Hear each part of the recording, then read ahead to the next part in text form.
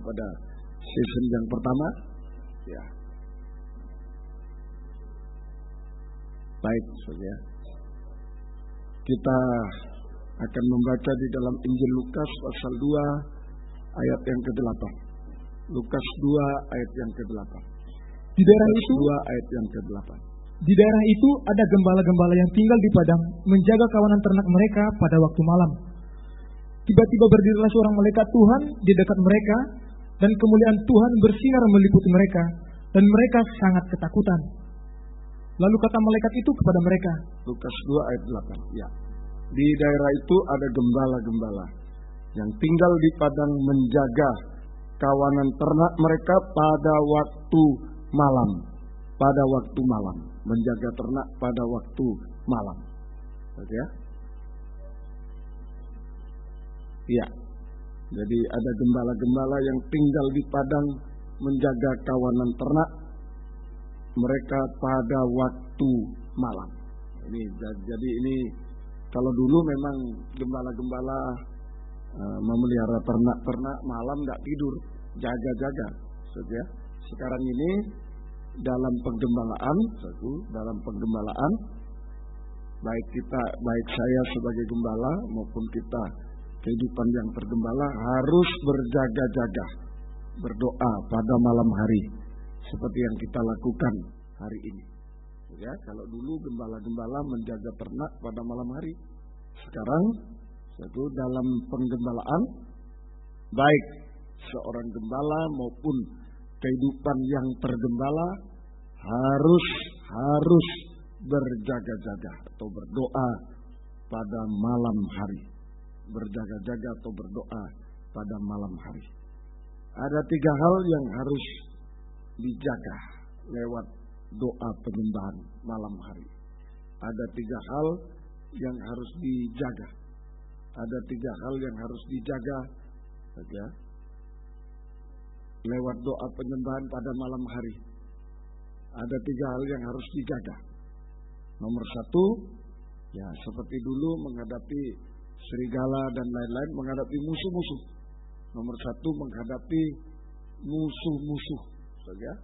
Musuh-musuh baik dari luar maupun dari dalam. Ini nomor 1. Jadi berjaga-jaga sebab dulu ada serigala tahu-tahu malam hari saja. Ada serigala dan lain-lain, ya, harus dijaga tenang. Ya. Sekarang ini berjaga-jaga terhadap musuh, ya, musuh dari luar maupun dari dalam. Musuh dari luar itu binatang buas, ya, binatang buas dalam bentuk naga di udara. Naga di udara itu binatang buas. Naga di udara dengan roh-roh najis yang menunjuk pada dosa permisi, dosa-dosa kenajisan, dosa makan minum, dosa kawin mengawinkan. Ini serangan dari luar. Makanya kita perlu doa malam, doa sepanjang malam untuk menghadapi musuh dari luar. Itulah binatang-binatang buas. Binatang buas binatang buas yang ada di udara, itu Wahyu 12, naga di udara dengan roh-roh najis. Roh-roh najis menunjuk pada dosa-dosa kenajisan, dosa makan minum dan dosa seks, dosa kawin mengawinkan. Nah, ini yang akan menerkam gembala maupun domba-domba. Menerkam gembala dan domba-domba juga. Sebagai kehidupan tergembala. Harus sama-sama berjaga-jaga. Terutama gembala tanggung jawab, tapi domba-domba juga berjaga-jaga. Kehidupan yang tergembala juga harus berjaga-jaga. Ya.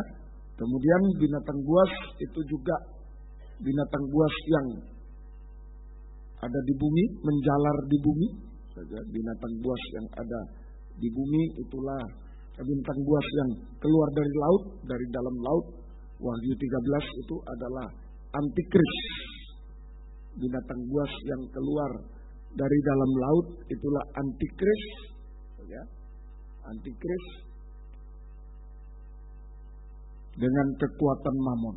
Antikris dengan kekuatan mamon, keinginan akan uang. Mamon, keinginan akan uang. Ini mengakibatkan gembala, kehidupan digembalakan bisa kikir dan serakah. Kikir tidak bisa memberi, serakah merampas haknya orang lain, haknya Tuhan. Ini sama dengan penyembahan berhala. Mengasihi uang lebih dari Tuhan. Itu orang kikir dan serakah. Itu sama dengan penyembahan berhala. Mengasihi Tuhan, mengasihi uang lebih dari Tuhan. Mengasihi uang lebih dari Tuhan. Ya, lebih dari Tuhan. Nah, ini saudara, kita jaga ini antikristus. Kemudian binatang buas, dari binatang buas, ya, binatang buas di darat menjalar di darat. Wahyu 13 juga. Binatang buas di darat. Saudara, itu nabi palsu dengan roh dusta, nabi palsu dengan roh dusta, dan ajaran-ajaran palsu. Nabi palsu dengan roh dusta, hati-hati dusta ini. Ya, ini jaga kita, jangan sampai berdusta. Itu nabi palsu, binatang buas yang ada di darat. Binatang buas yang ada di darat. Ini roh dusta, juga ajaran-ajaran palsu yang mengakibatkan gugur dari iman, gugur dari ajaran benar, tersesat dan terhilang selamanya. Ajaran palsu termasuk gosip-gosip, hati-hati yang tidak bisa dipertanggungjawabkan kebenarannya. Hati-hati, ya, bahaya. Ya, suara-suara asing, ya, itu di Yohanes 10, kalau ada suara asing malah lari domba itu mestinya. Lari, jangan didengar. Ya, kalau tidak jelas ditanya. Ya, suara asing tentang si A, ditanyalah. Yang jelas tentang gembala tanya sama saya. Jangan sampai didengar. Wah, nanti makin hari makin kok enggak bisa dengar firman ya. Dulu bisa, sekarang enggak bisa. Enggak sadar itu. Kalau ada suara-suara asing tambah hari tambah enggak bisa dengar firman. Kalau dulu senang sekali. Tapi kalau dengar suara asing satu kali aja. Kalau sudah mulai menaruh prasangka buruk, begini. Nah, ini mulai sudah jauh. Kalau sudah merasa jauh, dulu bisa dengar firman, sekarang tidak bisa, itu sudah tersesat jauh. Sudah, arahnya sudah beda.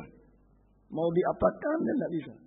Tidak bisa, ya memang arahnya ke sana, dengar suara asing. Jadi kalau misalnya suara penggembalaan dari depan ini, arahnya lurus. Tapi kalau ada suara asing dari samping, mau diapakan tidak bisa, dia ke sana terus. Mau dipeluk lah, mau diapakan tidak bisa. Dia akan ke sana terus. Makin jauh. Hatinya makin jauh, semua makin jauh. Kok jauh ya sekarang. Nah itu gara-gara suara asing. Bisa ajaran-ajaran palsu, bisa gosip-gosip, bisa ini menghakimi orang. Harus dicek kebenarannya. Harus dilihat kebenarannya. Saudara, ini mari malam ini jaga. Jangan sampai kita demikian. Ini serangan dari luar, binatang buas. Ya. Ini mengakibatkan tadi berdosa, dosa kenajisan, itu naga. Masuk dalam dosa kenajisan, dosa makan minum, najis. Saudara. Kemudian antikris membuat kikir, serakah, menyembah berhala, lebih mengasihi uang daripada Tuhan. Saudara. Kemudian nabi palsu membuat kita dusta, sudah mulai sembunyi. Kalau dulu jujur, enak kita ngomong, sekarang sudah mulai sembunyi-sembunyi. Disembunyi, ini nanti begini, ini nanti begini. Nah, kalau begini. Nah, ini sudah bahaya. Sudah bahaya. Ini sudah gejala bahwa kita sudah miring, sudah. Tidak lagi pada jalannya Tuhan. Sudah mulai ke sana. Tapi kalau kita bicara enak, begini, jujur, nah ini masih sama. Tapi kalau sudah dusta, mulai sembunyikan, ya pokoknya enggak ngomong, tapi sembunyikan sesuatu. Nah, ini sudah mulai melenceng. Nah, ini yang gampang diseret ajaran-ajaran sesat sampai terhilang dan binasa selamanya. Ini musuh dari luar yang harus dijaga. Dengan doa malam, enggak bisa dijaga dengan harta, dengan satpam, dengan apa, enggak bisa. Dengan doa malam, doa semalam suntuk. Kita jaga terhadap binatang buas, musuh dari luar. Kemudian musuh dari dalam juga. Dijaga musuh dari dalam. Apa musuh dari dalam? Ya, jadi musuhnya penggembalaan domba-domba itu dari luar binatang buas. Dari dalam musuhnya adalah daging dengan segala keinginan hawa nafsu. Ini musuh dalam selimut. Musuh dari dalam. Daging dengan segala keinginan hawa nafsu. Membuat kita tidak taat, tidak dengar-dengaran. Nah, ini daging. Harus diperas ini malam ini. Seperti Tuhan Yesus di Taman Getsemani. Itu doa semalam suntuk. Ya Bapa, kalau bisa lalukan cawan daripadaku. Ini keinginan dagingnya Tuhan Yesus, tidak mau disalib. Dia tidak salah dan lain. Tetapi bukan kehendakku yang jadi, diperas kehendak. Tetapi kehendakmu yang jadi. Bisa taat.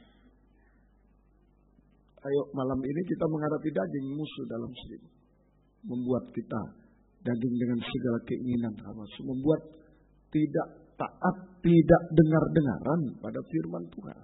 Pada suara gembala, tidak taat. Selalu mengcounter itu apa ya? Selalu melawan lah pokoknya. Selalu dengar suara penggembalaan malah gini. Ini satu akibat musuh dari dalam.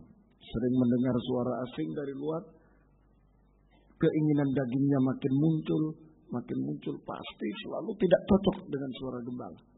Selalu tidak cocok dengan firman penggembala, tidak taat, tidak dengar-dengar, bahkan menentang firman penggembala. Ini daging dengan segala keinginan dan hawa nafsu. Ini yang kita jaga, nomor satu. Saudara, ini yang kita jaga. Jadi musuh-musuh. Kalau sudah tidak dengar-dengaran lagi, nah itu berarti arahnya betul-betul melenceng. Dalam Matius 7 itu, jadi bukan ukuran masuk surga itu bukan pelayanan, banyaknya pelayanan dan bukan. Ukuran masuk surga adalah taat dengar-dengaran pada kehendak Tuhan.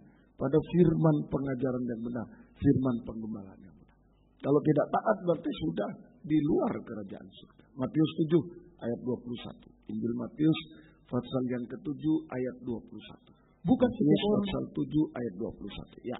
Bukan setiap orang yang berseru kepadaku, ya, Tuhan, Tuhan. Ya, bukan setiap orang yang berseru kepadaku, Tuhan, Tuhan, akan masuk ke dalam kerajaan ya, surga, terus melainkan dia yang melakukan kehendak Bapakku yang di surga. Di surga. Taat dengar-dengar. Saudara, doakan saya tidak menipu, jangan sampai. Saya sebagai gembala tidak mau menipu diri sendiri, tidak mau menipu saudara. Untuk menunjukkan firman yang benar. Pengajaran sekalipun banyak tantangan hari-hari ini. Dicaci maki ini, dianggap benar sendiri, paling benar itu. Tidak apa-apa, tidak apa-apa. Yang penting kita baca Alkitab aja. Ya, jadi yang penting baca Alkitab. Enggak masalah. Soalnya dianggap paling benar sendiri itu. Yang masuk surga sendiri, yang lain tidak masuk, terserah. Nah, memang di sini kalau tidak taat pada pengajaran Tuhan tidak masuk surga loh, beneran. Beneran. Ya. Satu betul. Satu aja kita tidak taat, sudah tahu umpama jalannya lurus. Kita sudah tahu, oh ini. Enggak, aku nyoba ke sana. Enggak masuk sungguh. Betul ya? Enggak usah dua. Kita tahu misalnya yang benar ini. Tapi coba-cobalah ke sana. Enggak masuk sungguh. Jangan coba-coba. Enggak apa-apa, nanti kembali lagi. Oh, enggak bisa kembali. Ya? Sulit untuk kembali lagi. Jadi ini, mari kita sungguh-sungguh ketaatan. Jadi daging dengan segala hawa nafsu membuat tidak taat, tidak masuk surga. Tidak taat pada firman pengajaran benar, pada kenapa? Yakinkan tidak masuk surga. Ini jelas. Jelas. Surga jelas, sangat jelas. Jadi malam ini kita berjuang untuk melawan musuh dari luar. Nomor satu, melawan musuh baik dari luar, dari dalam, binatang buas dan daging. Permisi, daging dengan segala keinginan tidak kalah buas dengan binatang buas. Lebih buas dari binatang buas. Hati-hati. Daging dengan segala keinginannya lebih buas dari binatang buas. Lebih buas dari binatang buas. Nah, ini yang harus hati-hati. Saya sering kali menentang firman. Tidak taat pada firman pengajaran yang benar. Lebih buas dari binatang buas. Soalnya ini yang kita harus waspadai. Sungguh-sungguh. Ini nomor satu, musuh. saja. Yang kedua,